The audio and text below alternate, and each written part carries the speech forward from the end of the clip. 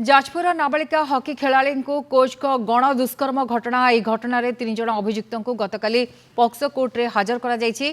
परे सेमानकु 14 दिनिया विचार विभाग हाजत को पठा जायछि। तेबे घटना रे आउ की सामिल अछंती कि नाही से नै तदंत करुछि पुलिस। घटना घटिथिबा लॉज मालिकक विरोध रे कार्यानुष्ठान ग्रहण करबाकू दाबी होइछि। अभियुक्त मानक पक्षरु ए पर्यंत बेल आवेदन करा जाय नाही। अन्य पक्षरे एही घटनार पुंखानुपुंख तदंत करबा सहित दोषी मानक विरोध रे कठोर कार्यानुष्ठान ग्रहण करबाकू जाजपुर विधायिका सुजाता साहू दाबी करछन्ती। माननीय पॉक्सो जज एही मामला रे आसामी 3 जन को 14 दिनिया रिमांड तक जेल कस्टडी की पठे दी।